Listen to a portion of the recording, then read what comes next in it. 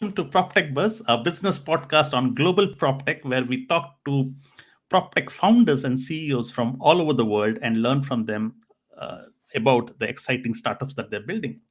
And talking about exciting guest today, we have Marian Skvarek. He is the founder of Realpad. He helps real estate developers across Europe provide better customer service.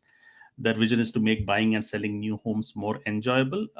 So this is what I got, the template answer from their website. However, we are here to learn deeply about it. He also founded Czech and Slovak PropTech Association. So we'll briefly talk about that as well. So with that, let's welcome Marian. Marian, welcome to PropTechBuzz. How are you doing today? Hello, Ravi. Thank you, and thank you for having me. I'm actually great. How about yourself? I'm doing great as well. I'm very excited to have this conversation with you, Marian. I bumped onto you on LinkedIn, and I really found your experience impressive, especially what you're doing with Realpad. But before we get into Realpad, why don't we start with a context setter, a little bit about yourself, your background, Mhm. your career story, and how did PropTech and Realpad happen in your career? Yeah. So my background is technology. I was actually studying theoretical computer science, and right after the school, I set on a career of, I would say, freelancer. So I was working with multiple companies on digitizing whatever that was, needed to digitize. For example, we've built the mobile applications or set of mobile applications for Swiss national TV. We had actually most of our customers in Western Europe, and we kept our team here in Prague, Czech Republic, where we are headquartered. And at some point, we stumbled upon a real estate development company, and we started to talk to them about their problems. And eventually and gradually, we came across an interesting and unsolved problem in their operations, and that's how the idea of Realpad was born. Excellent. And what was the unsolved problem that you encountered? Yeah, sure. So the thing is that these days, all the companies in the world aim to provide stellar customer service to their buyers or to their customers. And by providing great service, we usually mean that digitalization of that process is very important part. So let's say if you are a bank, it's very hard to tell that you are a customer-centric bank if you don't have great mobile app, right? Hmm. Or great mobile banking. If you are a retailer, it's pretty hard to tell like you are providing excellent customer service if you don't provide e-commerce platform where your buyers can conveniently buy from the comfort of their homes. Right. And the same applies to real estate developers. It's very hard to tell that you are a customer-centric real estate developer if you don't digitize your interactions with your buyers and you don't let them interact with you online at their convenience from wherever they like and on their own terms. However, the thing is that the process of selling and buying new build home is very long, complicated, and fragmented. So if you want to digitize this process, then there is no such a thing as, let's say, Shopify, that you would simply buy and deploy and you are done. The thing is that when you are selling a new build home, it usually takes 2 years to complete this whole process. And there are many steps along the process and many parties involved. So as a Two result, years. Sorry, I will be interrupting you, Marian. So excuse me for that. When you said 2 years to complete that process, what is the process that takes so long? yeah. So let's say I decide you live in Munich, right? So Yes. let's say I want to move to Munich and I want to buy a home there in a new build project.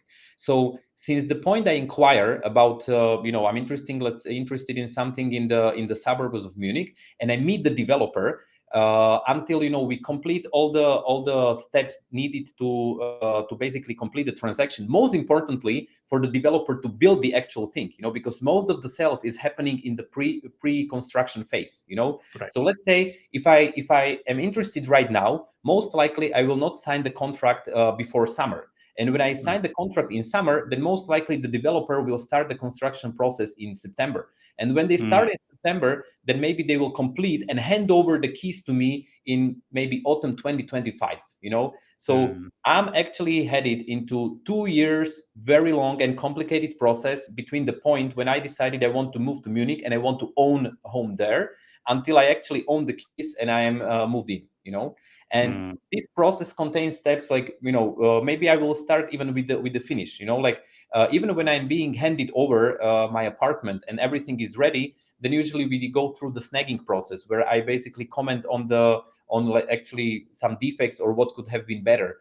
and usually there is 6 to 7 of them per apartment, and Mm, I don't want to do this on pen and paper and just call the developer like what is the status, what is happening, and so on. Thanks to mm, Realpad, I can do this thing fully online. So the whole handover process is happening online. Before that, I am signing multiple documents. According to the regulations, it's not like when I'm buying a new home, I will just sign one contract and that's it. I'm usually signing somewhere between 4 to 6 documents. I'm paying the final price in multiple installments. In some cases, it's just four payments. In some cases, it's 12 payments. So the mm, whole thing really takes 2 years of my mental focus. And before Realpad, the developers, if they wanted to digitize this whole process and provide like I would say digital and better customer experience to their buyers, they had no other option than heavy customizations of generic tools like Salesforce, HubSpot, Microsoft Dynamics. And mm. usually what happened is that they spent somewhere between 300 up to 1 million euros for that. And in the end of the day, they were just reinventing the wheel. So what we are selling is basically that real estate developers can digitize their processes and provide better experience to their buyers without the hassle, without long implementation and without unnecessary cost related to that. So what? So you said it's a long process, and you are solving for handover process only, or you are solving for the entire customer journey from the Yeah. point of showing intent to the handover. Yeah, so it's entire customer journey from the point when you inquire about the apartment and you go through things like meetings and getting offers from the developer on like various options that they have for you in their project, through signing all the documents. So there is usually the reservation contract, then there is the provisional sale contract, then there is the final contract. Then at some point you are choosing materials from your home. You are going through technical inspection of your home before the final handover. Then you are going through the final handover. So we digitize and manage all these steps, and both internally for the developer. So we provide a tool that helps them communicate internally and stay synchronized and have all the necessary information to serve their buyers well, as well as the interface for their buyers, which I would call online banking for new build real estate. So the same way we interact with our banks through mobile app these days, the same way, thanks to Realpad, you can interact with the home builder in online way. You said also options for flexible payment. So that means, is there an interface towards the banking experience as well from the mortgage or the loans that they're taking from the banks? Yeah, we simplified that process. So one of the options is that as a part of your payment calendar, you can actually see the QR code. This depends on the country because you have different, I would say, payment process simplifications in various countries. But the most common one is basically the QR code. So when your installment is due and you are supposed to pay some part of the purchase price to the developer, you would just get notification from Realpad, scan the QR code, and it's done. Before that, it was usually like you would end up having like tens of emails from the developer about the installments and the next step and the contracts and the material choices and so on. Got it. And so is this an application that the user, the buyer, has also installed on his phone or something, or where does this application sit? Yeah, so it's actually a web app. So people usually actually it's fully responsive. So most people are connecting from mobile phones these days. But in the end of the day, you don't need to download the app. Actually, you are in a reactive mode. So when there is any step necessary from your side, you are getting an email. You can open it from your phone and complete the step online. Got it. And is there any software for the developer as well? And of course, yes, that's the core of what we do. Like the core of our software helps the real estate developer synchronize their teams internally. To keep all the information about their customers in a single place, so that the whole team is fully synchronized, and it doesn't happen to you that you get in touch. Because during this long process, you are getting in touch with multiple people in that development company, and the thing that you want to avoid is that the person B doesn't know what was promised by person A and so on, because then the buyer is frustrated. They will tell you like, listen, but I agreed with the salesperson on something else. So basically, you want to make sure that all the people on the team are on the same page and that they can serve their customers smoothly. And that's Hmm. the core of what we do. So I Hmm. would say like that's the core of the value, that we help the real estate developer remain synchronized internally, and at the same time the bonus to that is that whatever step can be digitized and done online, we do it online. Got it. So that is the core of what you do, and you have a software also for the a web app also for your customers, the customers of the developers, and Exactly. these are the two applications, right? Okay, good. How long have you been in the industry for now, Realpad? So we started to work on it in actually almost 10 years ago, and we got our first customer in 2014. But I must say, as I said, like in the beginning, I'm not from the industry, so this was not like scratching my own itch, and it wasn't like I would be an expert on the industry. It was more like an opportunity that we stumbled upon.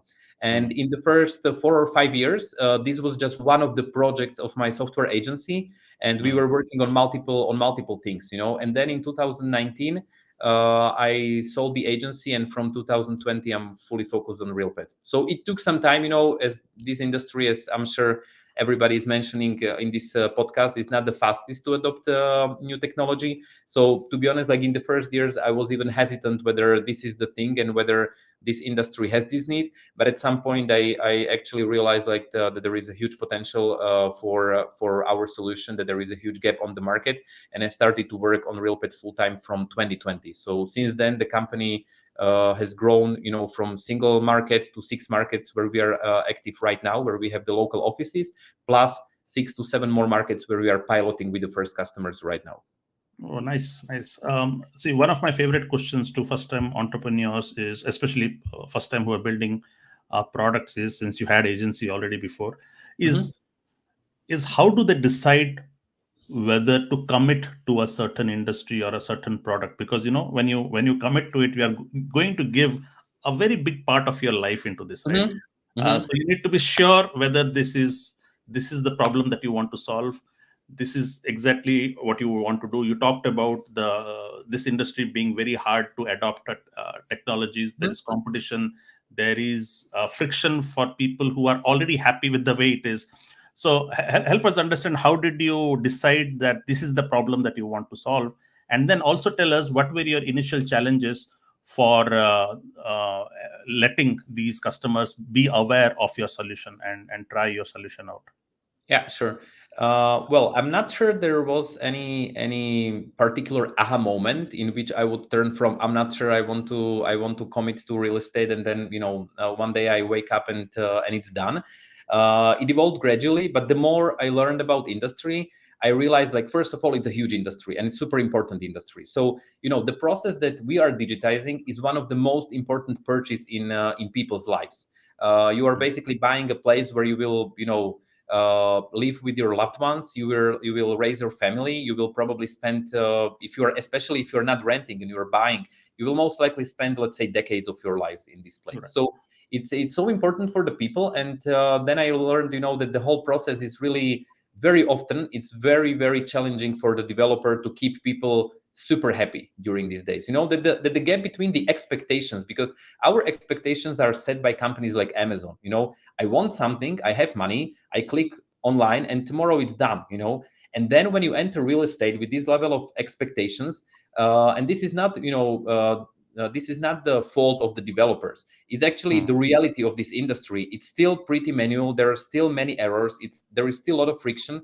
Then you suddenly are, it's basically it doesn't match your expectations usually. So we saw a lot of opportunity for the people to improve this experience, and this is actually what drives me and what makes me like fully committed to real estate, because we have more than 60,000 people on the platform. So if you imagine that there were 60,000 people who went through the process of buying their new home, and actually we managed to really make that process more enjoyable, frictionless, and more transparent, then that's basically kind of a mission that is worth this decade of life, as you mentioned. And when you are getting these testimonials from the people who go through that process, it's definitely an energy booster that makes you push further. So I'll give you one example. When I was looking for the first investor in 2020, I was presenting to a group of angel investors, and one of them asked me whether we are working for one particular real estate company.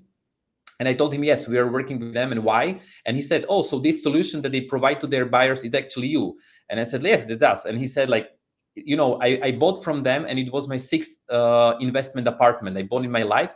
And I can tell you, you completely changed the whole experience and how I felt about the developer. I felt that they are professional, that they are customer centric, that they are transparent, and he decided to invest in Realpad. So if you see these strong testimonials that people really feel that you are making a change, then basically there is no other way than to scale this solution to as many companies and to bring it to as many buyers as possible. Got it. Very, very inspiring. As I told you, this is a business podcast, so there are other founders who are also taking inspiration from you. Why don't you tell us? Okay, once you identified this problem and you decided to build Realpad. How did you get your say first customer, and then maybe you can Mhm. help us take through your first customer to I do not know how many customers you have got today, but maybe from your first customer to your first five customers to your first 10 customers, if you Yeah. can take through that journey. And was it a hockey stick curve growth for you, or was it did you have bumps on the road? Maybe take us through your startup Yeah. journey. So I'm not sure this is repeatable nor inspiring. However, how it started is that as an agency, we were prototyping some tool for real estate sales, and it was like an iPad application where an agent can keep their listings, and where basically they can replace the paper catalog sheets that they are showing to their buyers with the online experience. And honestly, we got a few customers, but we very quickly realized that it's like nice to have, but it's not solving the real pain.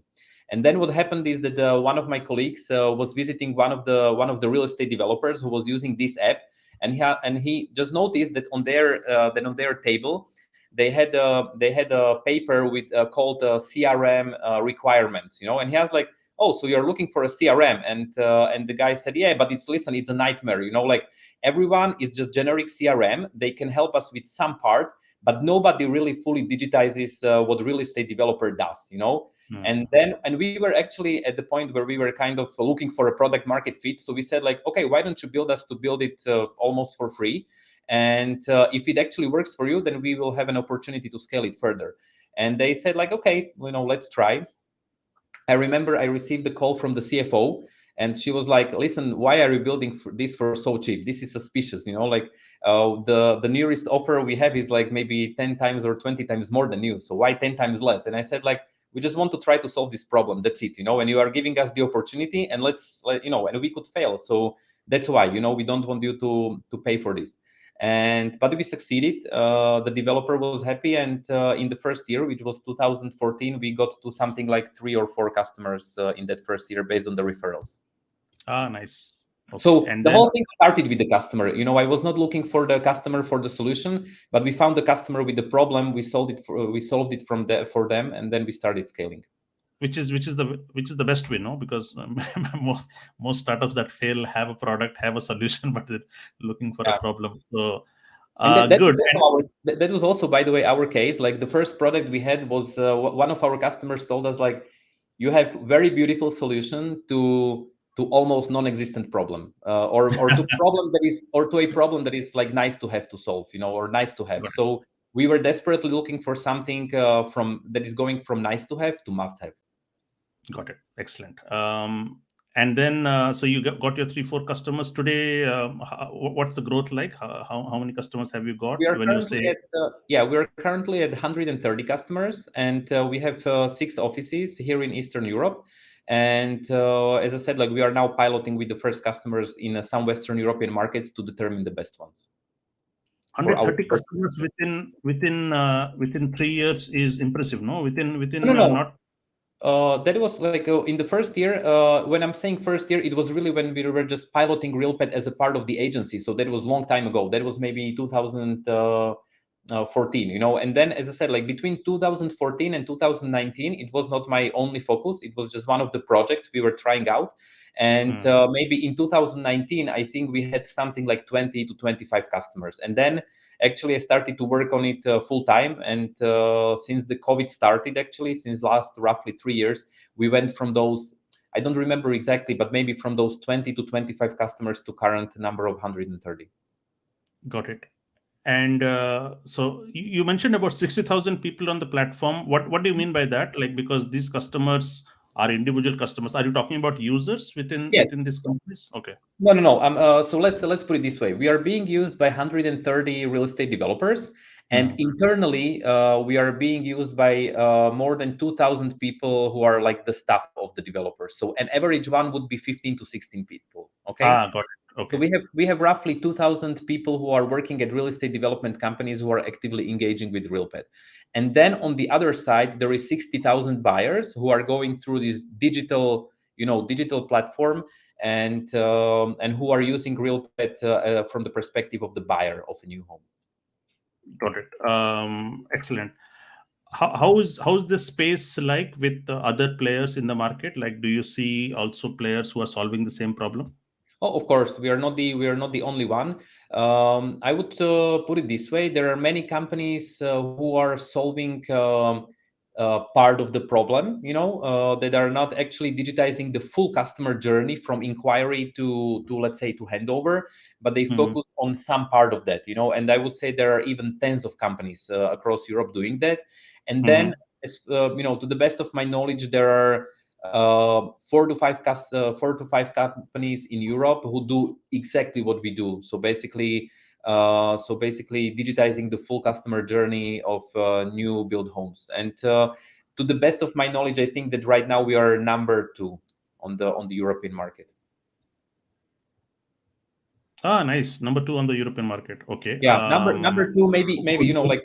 it's hard to get all the information, but I think we are either number two or number three. But I would say that we are pretty tight with the number three. Okay. Would you be okay to share who are the other prominent players in this industry? Yes, to the best of my knowledge, the biggest player in our industry is a French company called Unlatch. Unlet. Unlatch, Unlatch. Okay. Unlatch. I see. Okay. And what about the second one? Then there is also other French company, Happyweight, and then as I said, like there are many companies that do part of the process. Got it. So all these companies are trying to be pan-European. Is it, or like they are I think first? so. Yeah, I think so. Like this market is not so huge that you just want to stay in your domestic country. And I Got would say the main difference or the angle we are taking is that we were born in the most fragmented part of Europe. Like we are in all these markets where we are present is usually somewhere around 10 million people. So it's not a it. huge market like Germany, France, or the UK. Right. And that's what actually forced us from very early days to keep our product super modular and flexible. So we are trying to use this fact and be very flexible for the markets that have their local specific needs. So our strategy is that we don't really focus on huge markets like Germany or UK, and we would be more focused on Eastern Europe, Benelux, Nordics, and these countries. Okay. So our sweet spot is a country somewhere between 5 to 20 million people in Europe, where at the same time you have critical mass of real estate developers, so that it's attractive enough, and at the same time we know that there are no direct challengers who would basically solve all these problems of the local industry. Got it. Got it. Okay. Cool. How big is this industry, so to say? Primarily these players that you mentioned about, including you, Mhm. are the interests Europe only, or eventually, if you really want to grow big, do you want to go beyond Europe, or how does it look like? Or Europe itself is Yeah. such a big market which will keep you busy for the next 10 years or so? Uh, I wouldn't say so. So this is hard to tell. I think all of us doing this, we have multiple dimensions in which to grow. One of the dimensions is very obvious one, and that's geographical expansion. So I would say that we are now working on this geographical expansion. Right now, we are looking just at Europe. We are not looking outside. What we did in the past, we ran a bunch of pilots, in all over the world, in Asia, the US, and so on. And we found out that really, if you want to succeed and serve your customers well, you need to respect and adjust your product and respect the local, I would say, specialties. Mm. And so it doesn't really make sense to to build our company in a way that we would have 3 customers in Philippines and 20 customers in India and 5 customers here. It's not Got drawable. No, it's not mm, the same all over the world. So it's mm, much better strategy is something I would call global. So you want to be global, but you go actually country by country, and you consciously choose the countries where your product fits the needs of the local companies, and then you eventually expand from there. So is there a product challenge that way when you are building something that cannot be just replicated as a cookie cutter across the geographies because the needs are very local? Is it a challenge to build? I wouldn't say very local, but there are some local needs. But these some needs, you know, they can really make a difference between a happy customer and unhappy customer, Got it. as we found out. So, you know, we are now like I kind of fell in love with Belgium. So I'm now spending a lot of time in Belgium talking to Belgian developers, and we found out that that for example VAT, you know, the this tax that we have in Europe imposed on consumers, that the VAT is quite complicated and specific in Belgium. Also, the way the buyers are paying for their new build home is regulated by the government. You know, Mm, so these are the specialties that your tool should reflect. Otherwise, it's more like your users are serving the software, not the other way around. You know, so got it. that's why I strongly believe that you need to go country by country. And at the same time, this industry is really conservative.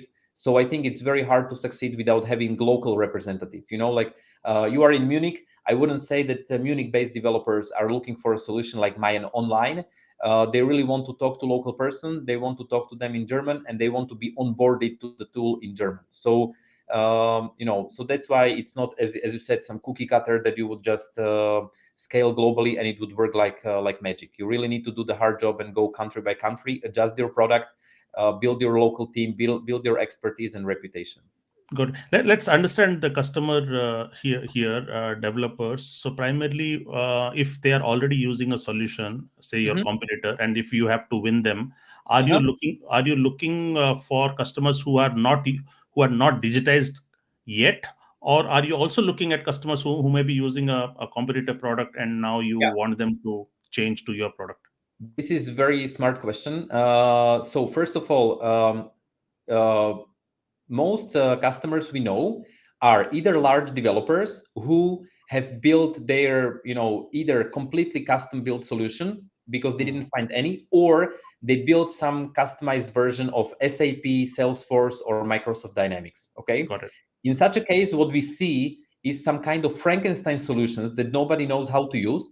They Hmm, cost roughly 100,000 euros. You know, in some cases it's 60,000, in some cases it's 100, and hmm, to maintain only, you know, and to do some small adjustments and development here and there. But then if, hmm, for example, that company either needs to reduce the cost, which is happening these days due to, you know, interest rates raising, or if they are looking into geographical expansion, they find out the costs and of adjusting their current solution is so crazy that that's the hmm, point when they are switching to Realpad, because our average cost in this segment of large customers is somewhere between 20 to 40,000 euros, which is dramatically lower than what they usually have with the custom solutions, you know, Annually, right? annually, So exactly. it's a So, SaaS product. sorry? It's a SaaS product. It's a Yes, subscription. Okay. absolutely. Absolutely. So let's say I would say that in the so that's, you know, one part, and the other part of the market is smaller developers for whom this whole, you know, journey of building their own solution either from scratch or on top of, you know, Salesforce or Microsoft or something like that was so painful and expensive that it was completely prohibitive, and we find out that they are mostly using spreadsheets, you know. So the Mm, way we are winning customers, especially these days, is that they are, I would say, rationalizing their costs, and they are reconsidering their cost structure. And if they look like, listen, in upcoming 8 years I can stick with Salesforce or Microsoft or HubSpot, and I will basically spend up to 1 million euros, or I can switch to Realpad and I can reduce that cost to half. That's one mm, benefit. And the other got it. benefit is that I am having a partner who is actually proactively developing this thing, you know, who is basically digitizing this industry and who has some vision where it should go, compared to Mm, having consultants to whom I have to tell, like, do this, do that, and then pay for mandates. So this is mostly how we are winning the customers in the segment of large customers. And in smaller ones, we simply tell them, like, guys, instead of having spreadsheet and making your customers angry, why don't you switch to our cloud tool? Got it. In the segment of smaller developers, it costs something like 10,000 euros per year, which is definitely an affordable and is worth the effort and money given the benefit. Got it. So this is about their own customized Frankenstein solution that you mentioned about. Mhm. So once they have a good solution like yours, is this a sticky product? Like, is it really hard for a competitor to take away a customer from you? Um, I would say so. I'm not saying it doesn't happen. In some geographies, it happens. There are markets where I would say our position is so strong, and we have so much invested in all these local specialties that I can tell you, like in those countries, there is definitely no better product, and it's not happening. And I would say there are very high barriers to change that status quo. There are also geographies where the market is completely or is structured in a completely different way, and I would say the pain we are solving is not so big. The reason for that is that the whole sales process is much simpler. Hmm. I will give you an example. So in Germany, when I'm buying a new build home, I would always get it with the equipment. And when I'm getting it with the equipment like flooring and kitchens and everything, then usually there are issues connected with that. So I'm going through some warranty claim process, and I need to do the snagging and make sure that everything fits perfectly. But you have Hmm. geographies, especially here in Eastern Europe, where that's not happening, and the residential developers are selling shell and core. So if Hmm. they're selling shell and core, there are almost no warranty claims, or the process is much more simpler. So their headache has totally different, or their pain has totally different structure. And in such a case, they might be happy even with the brokerage software, with the software that is primarily designed for real estate agents, but in this case it can serve also the developer. But Got in other geographies, I would say it's very hard to replace Realpad with, for example, brokerage software. got And it. kind of consolidation where we would be stealing customers between, I would say, direct competitors is not really extensively happening yet, because still this industry is heavily under digitized, and I think like so many of us still have so many options to grow that I think we are still not so far, but we are not yet in the consolidation game. But I think it will happen in upcoming years. Okay. So the market is big enough for the existing players to penetrate even further. Okay. I would say Before. so. I would say so. And still, all of us can also scale not only geographically, but we can expand our product Offerings. offering. Of Got yeah, it. of course. Hmm. At Realpad, we also have like broader vision of what we would like to offer to our customers. We still see tens of smaller pain points in the whole process of buying a new home that could be improved. Got it. Got it. Excellent. Thank you. How big could this market be for players like this? Like any. So, for example, developer. So the exact problem that you're solving. How Mhm. how many big customers can survive for the next 10 years? Okay. Yeah, Say. I would say like our calculation is I would take it with a grain of salt. Okay, it's really not easy to get all the information and to really have like full and transparent understanding of the whole European market, because like compared to commercial real estate, residential is much more local and much more fragmented. In Hmm. commercial you have like international players, international statistics. In residential it's much worse, as I'm sure you know, because you work with Price Hubble, right, who is Yeah. trying to solve this problem. Yeah. So we don't have any exact numbers, but I'm still confident that this market is at least 100 million euros only in Europe, and that Hmm. there will be multiple players on the market who will generate more than some, who will generate revenue in tens of millions of euros. So I would say it's not a unicorn market. At the Hmm. same time, let's see, if we continue the trend of digitization of everything, then I Hmm. believe that even the segment of residential developers might become a unicorn market, and there might be a company who basically goes over 100 million euros in revenue. Got it. You can always come to adjacent use cases and keep adding offerings, and then it just becomes richer and richer in terms of what you can offer. Exactly. Maybe I will give you an example. Like one thing that kept us busy in the first half of this year is that we found out that like an interesting problem. Residential developers focus on selling new build homes, but many of them have smaller office portfolios, or they have some offices as a part of their residential projects because they build mixed use, Hmm. or they own this old office building that they are planning to tear down and convert to residential, but in 10 years from today. And Mm. during that period, you basically need to work with these commercial portfolios. And the Right. thing is, you don't want to use some heavy tool Mm. because it's not the primary business for you. At the same time, you don't want to have it in spreadsheets, you know. So at Mm. Realpad, we have built for this segment of mixed use developers, I would say, we have Mm. built a module where they can also streamline and digitize their leasing process. So Mm. you know, and that's not a huge thing, but it's one of the, I would say, it's one of the revenue opportunities for us to expand our to first expand our revenue opportunity further, and at the same time to help our customers digitize their even more processes without needing to find another partner. Got it. So let's talk about. I mean, you have had fascinating growth, but I'm sure this growth has had a lot of hard work. Okay. Mhm. So for startups like you, for companies like you, what are the biggest growth challenges that you face? Yeah. So first of all, as I said, like this market is pretty conservative. It's almost impossible to sell this thing online.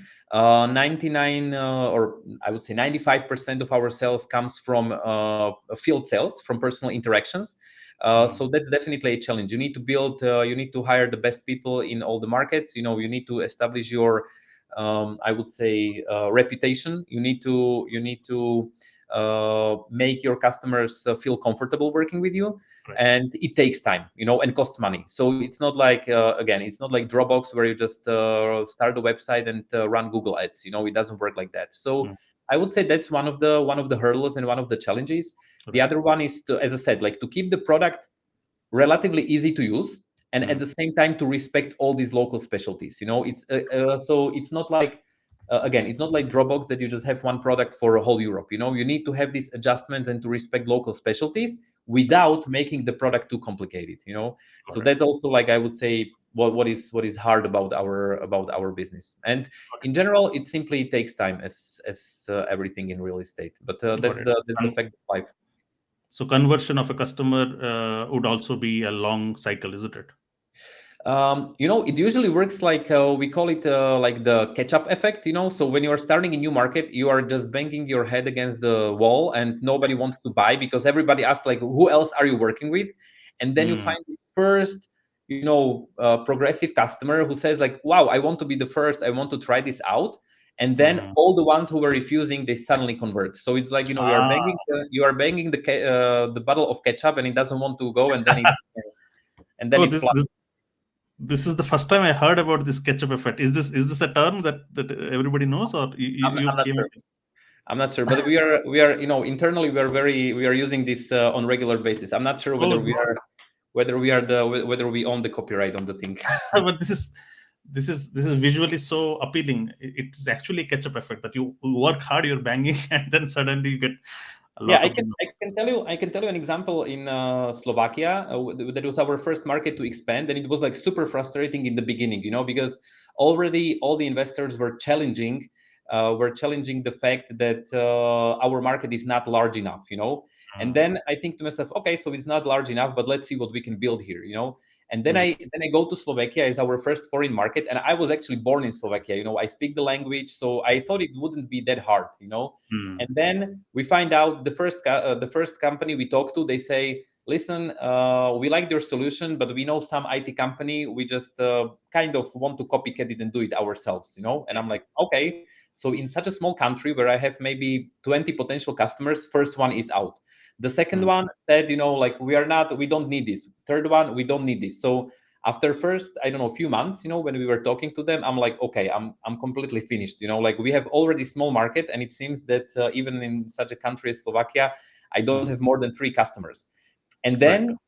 then we acquired the first customer, and within 6 months we got almost half of the market. Like, Mm. suddenly everybody started working with us. So that's exactly how this catch-up effect worked for us. Excellent. And but I must say, the more you scale, the harder and harder is to get this effect, because it was a completely different story if our product could focus only on Slovakia, and it's different story when our product needs to focus on 6 countries these days. Hmm. No, I get that. This is a classic challenge for pan-European companies, Mhm, as I mhm. told. So yeah, I get what it's a trade-off, right? So whether you want to remain local or whether you want to Yeah. be So, pan-European.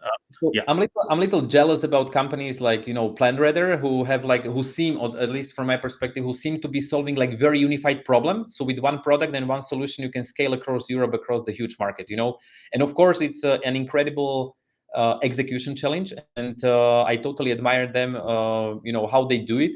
At the same time, So what it's do, so sorry, I do not know about Plan Radar. Do you yeah, want to? I think PlanRadar, if they are not the biggest proptech in Europe, then I would say they are definitely one of the biggest ones. So they Mm, basically digitize the construction process. They are construction management software, I see. and construction is like, and they were very smart in narrowing down their focus to things that really work across Europe. So I Mm, think they're from Austria, mm, but they scale super successfully, and I'm a big mm, fan of them. mm. But as I said, in our industry, that approach would not work because you have all these local specialties that you need to reflect. So construction need not be local in any use cases. Is that how it is? Yes, Because I would say there's that no, if you, uh-huh. yeah, I there's would no say customer. Yeah. I would say that as long as you are smart about the use cases you choose, then Mm, you can really do it on European level without building what I would call the Frankenstein product. That got does it. a little bit of everything, but nothing properly. And Got I it. think PlanRadar just mastered the game. They did it so well, compared to other construction management softwares. Mm, I think what they did, they narrowed down their focus. They didn't really aspire to solve each and every problem of their customers, and they focused only on those that basically scale well, and that worked just great for them. got it. So you mentioned about spending money on marketing. What is the biggest marketing channel that you think gives you the best ROI? Because I saw your post that you were in MIPIM Mhm. conference. Does it make sense for companies of your size to go and buy a booth or make your presence felt, or mostly it is digital or mostly field sales? What is the best marketing channel which gives you the ROI in your industry? Yeah. So the as I said, like 95% of the sales goes from field sales. So that's the best channel that works. Also, as everyone knows, the slowest one to scale and the most expensive one, but it is what it is. And in terms of brand awareness and how we actually reach out to our customers, I would say that these shows are always the best to especially to open new markets. Hmm. And at the same time, I must say that we never went for a booth. We go there, we actively talk to customers, and I don't think that the customers go to MIPIM, for example, to look for technology solutions. They go there to do their own business, and if you are lucky and the timing is right, they might be willing to meet you in a hallway for 15 minutes. So honestly, like our experience is that these booths, especially these large real estate shows, are waste of money. At the same, at Okay. the same time, I must say that the shows that are focused on PropTech, where real estate companies are going or are coming to source property technology, that's totally different story, and that's where we had booth. And for example, PropTech Lab in Belgium is doing incredible job there. So all their PropTech native events are totally different story. Got it. So that is for service providers and stuff like that, technology partners. Yes, And exactly. okay, got it. Because Excellent. real estate players are coming there with totally different mindset. They're Mm, coming to Cannes to sell the office building. So if you are offering software, you're bothering. mm, While they're coming to events organized for PropTech to actually see what is happening in the technology space. got it. Excellent. Thank you. Now I know we are almost down to the end. I also just want to spend a couple of minutes on your exposure to the Czech and Slovak market. You, as a hobby, you started this association. Do you want to talk a little bit about that? Yeah, sure. So I think it was 4 years ago when we were talking to other PropTech companies based here in Prague, and we found out that we are one of the last countries in Europe that doesn't have its PropTech association. So we said, like, just let's create one. If everyone else is doing it, it's probably useful. And but the thing is, What does an help me understand? I do not understand this. What does yeah, an sure. association mean? And what does an association mean? Okay, Yeah. what is the formal framework of it, Uh-huh. and how does it help you do anything? Yeah, so in our case, we started as a non-profit, to not as a consultancy, as many prop tech associations actually do this. And Mm, we decided, we just want to put prop tech people together. And as we are penetrating this conservative industry, to make sure that if we can help each other, with introductions, opening doors, and kind of penetrating this industry faster by fostering collaboration between us, then let's just do it. I must say that part of that definitely works, and there are meaningful connections and collaborations that this association helped facilitate. At mm, the same time, all the prop tech companies are going after different type of customers, so it's not really easy to make it, I would say, super useful for everyone. And but there are models in other countries where it works just well. I would say PropTech Denmark, PropTech Belgium, those are super active and very useful for all the members. And mm. but I would say it requires a very smart and very very dedicated person, and you cannot achieve that level of community, as a I would say part-time or hobby project. Got it. Got it. Excellent. My last question here is what is your plan for the next year or two for Realpad?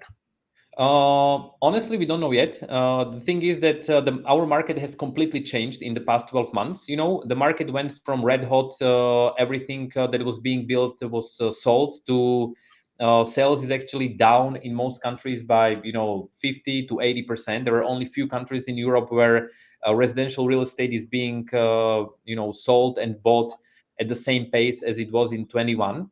Mm, The thing behind is obviously interest rates. When your monthly is almost double, then already real estate that was already not really affordable in Europe is going from unaffordable to totally unreachable. So mm, sales in residential market is down heavily. Many developers are postponing their projects. The whole industry is going through some kind of transformation, and mm, that also dictates our strategy. But mm. most importantly, the situation is still super dynamic. So we actually are stay on put. We are actually looking for opportunities and how to basically help the industry navigate through this period. So I you see. know one of the good thing is that, as I said, like big developers who knew that they were wasting, let's say, 50 maybe 60K per year on their legacy software, they didn't care in the good fat times, and they didn't have time and focus to change the status quo. But now is the time. Mm. We are now, so that's what we are doing these days. We focus on these large customers to help them cut the fat and unnecessary costs. Ah, nice, nice. So it's not all bad news for you Yeah. because even though there is a lack of inventory of new built buildings, but you can still help them transition to become more efficient, isn't it? Exactly. So it's just changing, So it's very demanding on execution and smart direction of the company, and but at the same time, of course, it's not doom and gloom. So I can say, like, even though the sales that we see on our platform is down by almost 80%, and like our industry right now is almost, I would compare it to restaurants when COVID started. Like you sell something out Mm, the window, but not really much. So mm, even though the sale has fallen dramatically, even though Realpad is still growing, so we are losing some smaller customers who are postponing their projects and whose plans are uncertain. At the same time, we are now talking to the biggest customers in the industry, because now is the time to rethink their digital strategy for upcoming 8 years. So in general, we are still growing. got it. I completely forgot to ask you about your fundraising. So did was this like did you raise funds? Are you open to share about your fundraising journey? Was it bootstrapped in the beginning? Maybe shed some Yeah. light there. So when we were part of the agency, we were bootstrapping for quite some time, Mhm. and then we raised our first round in 2021. So actually now in June it's going to be exactly 2 years, and then Nice. last year we raised additional money from existing investors, because I must say that our cooperation is great, and I was just super lucky to get them on board. So, and I must say that especially in these dynamic and challenging times, that's when you learn, like, whether your investors are great investors as you thought, or not really. So would you call yourself Series A or what series would you call yourself? No, no. Well, I would say that our next round would be the Series A. We are Got not. We decided, actually, we talked to the investors in the end and the beginning of this year. I would say there is no worse time to talk to investors than than right now. So we Mm, decided now to focus on the execution, understand the market, solve pains of our customers, and basically when the dust settles and we have more clear vision of right, like what is happening to the industry, not only in the long term, because long term is clear, but right, to have the right timing for the funding, you also need to understand what will happen in upcoming 1 to 2 years. And okay, I would say right now nobody really knows what will happen in the residential got, market in upcoming one to got two it, years. got it. Excellent. Well, this brings us the end of a fascinating conversation with Marian. Marian, thank you for Thank you very sharing much. with us the wealth of your knowledge and wisdom. I think your experience comes through. You know the industry in and out, and I'm very very. I'll keep a keen eye on how you proceed, and all the best to see Realpad take new strides in the future days to come. Thank you very much, Ravi. Thank See you you for now. having me. Bye bye, Marian. Bye bye. Thank you.